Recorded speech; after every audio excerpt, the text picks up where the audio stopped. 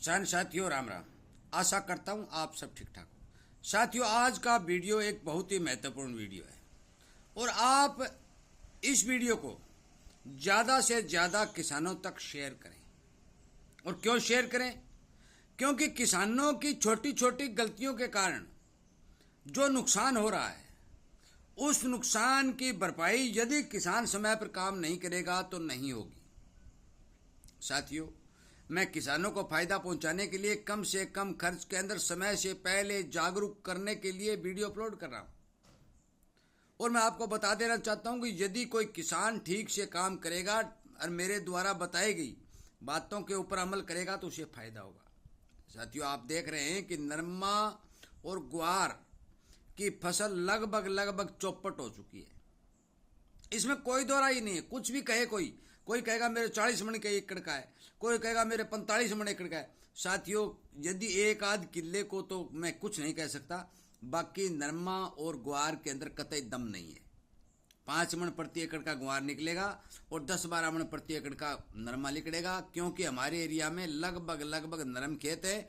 नरमा के अंदर लाल होकर खत्म हो गया, अब उखेड़ा शुरू हो गया।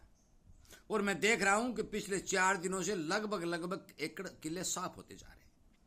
ग्वार जो अच्छा खासा दिख रहा था, 2, 2.5, 3 फुट की हाइट दिख रही थी, वो अब जमीन के बिल्कुल चुपका वो खत्म होता जा रहा है कि भी इसमें कटाई का तो मतलब ही नहीं है। कोई कंपाइन से जो 2-4 मन निकालेगा तो बेशक बात है, बाकी 70% फसल की ये हालत है।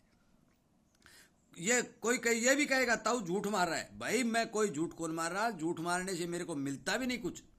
मैं मौके की जो किसानों की हालत है वो बता रहा हूं। और मैं ये बहुत दिनों से इस बात पर जोर भी दे रहा हूं और आपको सावधान सचेत भी कर रहा हूं कि आप इस गलती को सुधारें। यदि आप इस गलती को नहीं सुधारते हैं तो आपकी फसल इसी तरह चौपट होती रहेगी। साथियों, इन्हीं बातों की जानकारी देने के लिए मैं वीडियो बनाकर हर किसान तक पहुंचा रहा हूं और इसीलिए आपसे विनती करता हूं कि ये जानकारी आपको समय पर मिलती रहे। तो आप इस चैनल के साथ जुड़ करके इसके सामने वाली घंटी का बटन दबा करके इसके साथ जुड़ जाएं, ताकि आपको पता तो चले कि बीमारी क्या है। हर किसान तक शेयर करें ताकि वो भी इस पर काम करे, उसके भी चेहरे का भी फायदा हो। इसलिए साथियों, मेरी बात गौर से सुने और पूरी सुने। अब सरसों बिजाई का समय आ रहा है और मैं बार बार ये बात कह रहा हूं कि भारत के अंदर कोई थोड़ा ही एरिया बचा हुआ है जिस जमीन में फंगस नहीं है। इस फंगस ने अपना पैर जमा लिया है, खूंटा गाड़ दिया है और ये जमीन की फंगस फसल को खत्म कर रही है। मूंगफली में उखेड़ा, ग्वार में उखेड़ा, नरमा में उखेड़ा, मूंग में उखेड़ा जड़ को खत्म कर रही है। तो आप पौधे को किस तरह खड़ा रख सकते हैं बताओ? साथियों, इस पर काम करना बहुत जरूरी है। आप माने या ना माने, जो किसान इस पर काम करेगा वही कामयाब होगा। आजकल नौजवान किसान क्या करते हैं? ताऊ वैसे ही मार रहा है। भाई, ताऊ वैसे नहीं मार रहा। सिर में पड़ेगी तब आपको ताऊ वाली बात याद आ जाएगी। मेरी बात खरी जरूर है। जिस किसान को नुकसान हो रहा है उससे जाकर पूछिए, जिस किसान का नरमा खत्म हो रहा है उसे जाकर पूछिए, लगभग किसानों का ग्वार खत्म हो गया, उन किसानों को जाकर पूछिए उन पर क्या बीत रही है। 6-6 महीने की मेहनत रेत में मिल गई है। साथियों, ऐसी गलती नहीं करें। मेरी बात पर ध्यान दें। मैं 2 बातों पर विशेष करके चर्चा करूंगा कि एक तो सरसों की कौन सी सबसे अच्छी वैरायटी है उसका चयन करें, और एक बीज की बुआई करते समय किस बात का ध्यान रखें। दोनों ही बात गौर से सुनें। सबसे पहले मैं वैरायटी का चयन बता देता हूं और मैंने सरसों के बारे में 5-6 वीडियो बना भी दिए। मुझे सबसे बढ़िया वैरायटी लगती है गिरिराज, जो भरतपुर रिसर्च सेंटर की वैरायटी है। उसके आगे चाहे कोई पाइनियर हो, चाहे साइनियर हो, चाहे 750 हो, चाहे 725 हो, सभी वैरायटियां फेल है। सही जमीन है, सही किसान है तो वो वैरायटी 12 कुंटल प्रति एकड़ तक की पैदावार दे देती है। दाना मोटा है और तेल की मात्रा 40 और 42% है। यदि दाना मोटा होगा और बड़ा होगा तो 100 दानों का वजन ज्यादा होगा, तेल की मात्रा भी बढ़ेगी। और मैं झूठ बोल रहा हूं ना? आपको लगता है ताऊ झूठ बोला है तो गिरिराज वैरायटी के बारे में आप सर्च कर लीजिए। गिरिराज वैरायटी के बारे में जो विशेषज्ञों ने वीडियो बना रखे हैं वो वीडियो देख लीजिए। भरतपुर यूनिवर्सिटी में जाकर पता कर लीजिए। वहां 3 कनाल का बीघा होता है और 3 कनाल के अंदर 4 और 5 क्विंटल की एवरेज आती है। हमारे 8 कनाल का है, 12 कुंटल तक की पैदावार देने में समक्ष है साथियों। पत्ता छोटा है, फंगस की मार कम है, सर्दी की मार कम है, सभी विशेषताएं। और मुझे पता इसलिए चला कि मैं पिछले साल गिरिराज वैरायटी का बीज लाया था, भरतपुर जाकर लाया था और लगाया भी था, और मैंने बीज तैयार भी किया है। कुंटल 1.5 कुंटल बीज मैं किसानों को दे भी रहा हूं, परंतु पूरे किसानों को मैं बीज नहीं दे सकता। कोई ये सोचे कि ताऊ के पास बीज का भंडार भरा है, भाई ताऊ के पास बीज का भंडार नहीं है। ताऊ के पास तो चिन्हित थोड़े किसानों के लिए बीज है। परंतु यदि आप थोड़ा आगे जाएंगे, भरतपुर जाएंगे या राजस्थान की किसी सरकारी दुकान से पता करेंगे तो आपको बीज मिल जाएगा। इस बात की मेरी गारंटी है, क्योंकि राजस्थान सरकार के पास गिरिराज के सरसों के बीज का भंडार काफी बड़ा है। इसलिए इस बात पर विशेष ध्यान दें कि हम अच्छी वैरायटी बोएं ताकि हमें नुकसान न हो। नंबर 2, जमीन से फंगस खत्म करने का प्रयास करें। बीज को उपचारित करें, बिजाई करते समय फंगिसाइड भी डालें। नीम की खड़ी, सरसों की खड़ी, अरंडी की खड़ी, इस तरह की चीजों का प्रयोग करें। ट्राइकोडर्मा का इस्तेमाल करें ताकि आपके खेत की फंगस सदा के लिए धीरे धीरे खत्म हो जाए। साथियों, फंगस खेतों को ले बैठेगी। मैं नौजवान किसानों को यह बात कह रहा हूं कि मैं 40 साल लगातार मुझे खेती करते हो गया, मैंने इतना बड़ा फंगस का प्रकोप कभी नहीं देखा। हाँ, नरमा में उखेड़ा आता है, देखता हूं मैं भी, नरम खेतों में आ जाता है। परंतु अब की बार आप हिसार साइड जाके देखिए, पूरा नरमा लाल। नरम खेतों में जाके देखिए, पूरा शाट मार गया। क्यों? जड़ों में ताकत नहीं है, ऊपर से गर्मी पड़ी। और ये बात मैं बार बार कर रहा हूं, जलवायु परिवर्तन का असर जारी रहेगा, खंड वर्षा जारी रहेगी आगे आने वाले सालों में भी। ये नहीं है इस साल की बात है। और जब जब गर्मी बढ़ेगी, ये बीज जो हैं, जो अब आज हाइब्रिड बीज हैं, फलाना बर्ड हैं, जो अब सरकार ने तैयार कर रखे हैं, इन बीजों में मौसम के परिवर्तन को सहन करने की शक्ति नहीं है। इसलिए आपको जागरूक और सचेत रहना पड़ेगा। जो किसान इस बात को समझ जाएगा वही कामयाब होगा।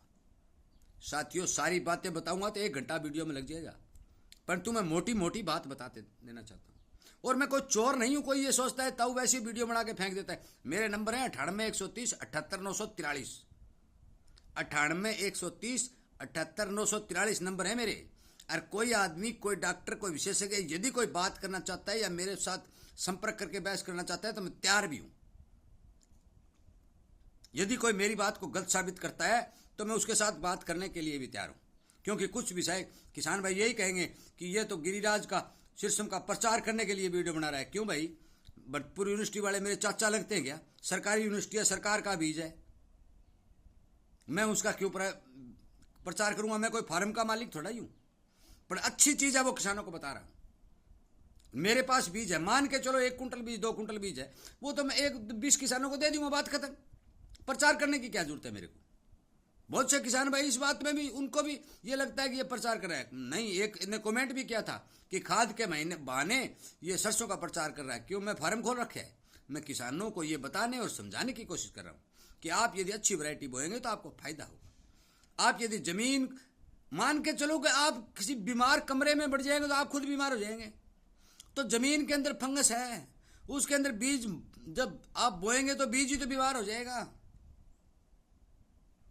इसलिए साथियों, मैं सरसों के ऊपर 5-4 वीडियो और भी बनाऊंगा। मुर्गोजा की रोकथाम कैसे की जाती है, सरसों की ठीक ठाक फंगस से देखभाल कैसे की जाती है, ये भी बनाऊंगा। और आपको बताऊंगा यदि आप इन पर काम करेंगे तो आपको बेनिफिट होगा। 4-5 वीडियो मैंने सरसों पर पहले भी बना रखी।